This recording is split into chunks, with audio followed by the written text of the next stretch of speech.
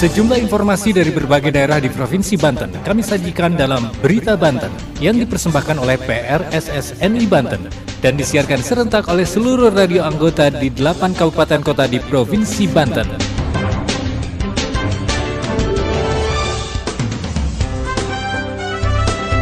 Apa kabar pendengar? Anda kembali bersama kami di Berita Banten PRSSNI Banten edisi hari ini, Senin 30 Januari 2023. Sejumlah informasi dari berbagai wilayah di Provinsi Banten kami hadirkan kembali untuk Anda yang disiarkan serentak oleh seluruh radio anggota di 8 kabupaten kota di Provinsi Banten. Dan inilah sejumlah informasi utamanya. Stok pupuk subsidi di Banten menipis, petani diminta gunakan pupuk organik. Wakil Wali Kota Serang hadiri musrenbang di Kecamatan Kasemen, Kota Serang. Dinas Penanaman Modal dan Pelayanan Terpadu Satu Pintu Kota Cilegon meraih penghargaan dari Ombudsman Republik Indonesia Perwakilan Banten. Bersama saya Aldi Akbar, inilah Berita Banten selengkapnya.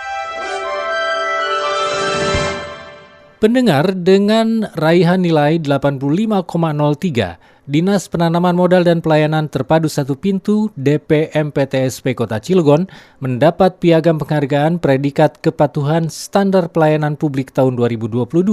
Penghargaan diberikan Ombudsman Republik Indonesia Perwakilan Banten dalam acara koordinasi peningkatan kualitas pelayanan publik dan penyerahan hasil penilaian penyelenggaraan pelayanan publik OPD di lingkungan Pemkot Cilegon Jumat 27 Januari lalu di Aula Setda Kota Cilegon.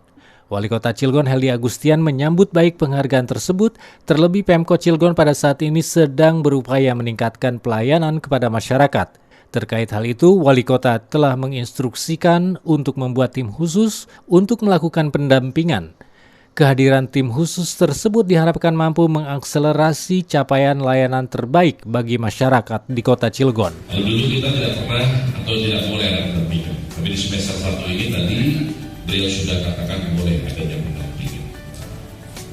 Nah, kalau melihat angka dari tahun kemarin dengan sekarang, ini kita ini memang sudah ada kenaikan sebesar 0,07 kecil banget. Nah, langkah apa yang harus kita lakukan? Ya menurut saya kita bermain dengan role play terlebih dahulu. Jangan untuk ombudsman langsung. Penyerahan penghargaan dilakukan oleh Kepala Ombudsman Republik Indonesia Perwakilan Banten, Fadli Apriyadi. Hadir dalam acara tersebut Sekda Kota Cilegon Maman Mauludin, para pejabat eselon 2 di lingkungan Pemkot Cilegon, para camat, para kepala puskesmas, staf ahli, dan jajaran inspektorat. Kita beralih ke Serang. Pendengar, Dinas Pertanian Provinsi Banten meminta petani mengoptimalkan penggunaan pupuk organik dikarenakan ketersediaan pupuk bersubsidi di Banten semakin menipis. Saat ini ketersediaan pupuk subsidi hanya mencukupi 47% kebutuhan di lapangan. Berikut laporan Asri Aulia dari Radio Ramaloka Serang. Dinas Pertanian Provinsi Banten meminta petani mengoptimalkan penggunaan dan pemakaian pupuk organik dikarenakan kuota pupuk subsidi semakin menipis. Khususnya pupuk NPK hanya mencukupi 47% kebutuhan di lapangan. Kebutuhan pupuk subsidi jenis NPK di Banten tahun ini adalah 120.000 ton, sementara alokasi dari pemerintah pusat hanya 56.000 ton pupuk bersubsidi. Kepala Dinas Pertanian Provinsi Banten, Agus M. Tauhid mengatakan selama ini permasalahan di lapangan menunjukkan pemakaian pupuk organik di kalangan petani sangat beragam. Saat ini Dinas Pertanian tengah menggalakkan satu jenis pupuk organik bernama Biosaka. Pupuk organik Biosaka memiliki keunggulan dalam menangani hama dan sangat efisiensi dalam pemakaiannya. Terkait kekurangan kuota, pihaknya mendorong para petani di Banten agar bisa secara swadaya membuat dan mengadakan sendiri pupuk organik. Sementara Dinas Pertanian tetap optimis target produksi padi 2 juta atau nalak 5-10% pada tahun ini dapat tercapai. Demikian berita sekitar Banten, saya Asri Aulia melaporkan untuk Berita Banten. Berita Banten.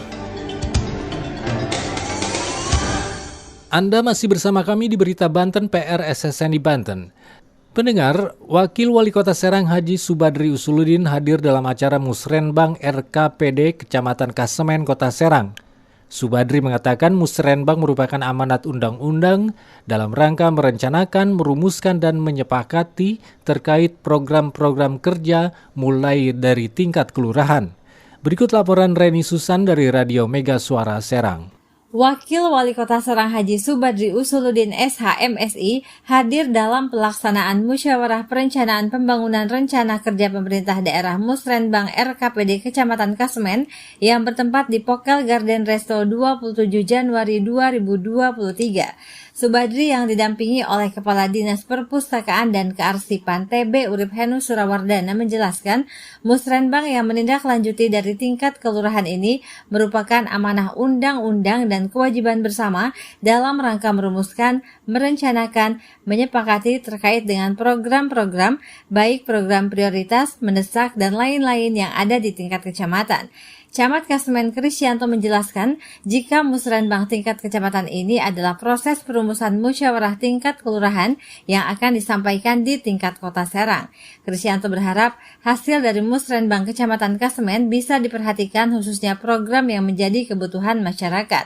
Krisyanto juga menyampaikan bahwa wilayahnya membutuhkan perhatian khusus dari dinas terkait untuk pembangunan di kota Serang khususnya di Kasemen. Ia bahkan berharap agar masyarakat Kasemen bisa lebih baik dan bisa sejajar dengan kecamatan lainnya. Demikian dari Mega Suara Serang, Reni Susan melaporkan untuk Berita Banten. Demikian sejumlah informasi yang telah kami sajikan untuk Berita Banten kali ini. Saya Aldi Akbar, sampai jumpa. Terima kasih Anda telah mendengarkan Berita Banten yang dipersembahkan oleh PRSSNI Banten.